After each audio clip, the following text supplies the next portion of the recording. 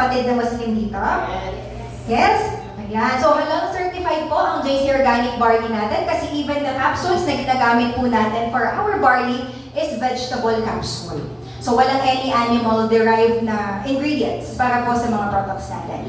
And then, we are FDA approved, organic certified sa New Zealand. Okay, alam niyo ba para ma-certify ka as an organic supplement sa New Zealand, kailangan yung pinagkukuhanan talaga ng plant is 35 years na hindi nadapuan ng pesticides ng fertilizers at kaya tayo certified kasi ganun po yung pinagtataniman ng ating pong JC Organic Barley. Alright? Next is, of course, approved po tayo ng Ministry of Health ng Singapore. Meron din tayong approval from FDA ng Taiwan, Ministry of Public Health ng Qatar, Oman, Italy, UAE, Canada, Switzerland, and Malaysia. Kaya naman, truly, world-class barley, pure, natural, and organic po ang ating produkto. Diba?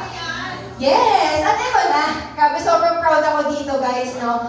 Focus here. Tayo po ang kauna-unahan.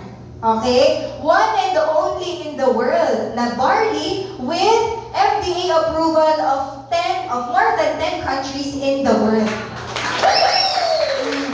Biruin nyo yung hard work na ginawa po ng company natin para mapa-approve yung produkto natin sa iba't ibang bansa. And the fact na na-approve po tayo sa kanila, ibig sabihin yung quality talaga ng produkto natin is sobrang ganda. Okay? So, hindi mahihiyang ibenta, di ba? Now, dahil sobrang ganda po ng product natin, alam nyo ba na na-feature na tayo sa Reader's Digest? Alam nyo, yung Reader's Digest, it has been existing for more than 100 years na. May 100 years old na po ba dito? Ibig sabihin, mas matanda po sa ating lahat ang Reader's Digest. So, ganun siya ka-credible. Tama? At na-feature ang ating JC Organic Barley dyan. We also have yung Healthier Magazine. Ito naman yung best monthly article health source. So, yung mga health conscious po talaga na market, dito sila tumitingin ng mga pwede nilang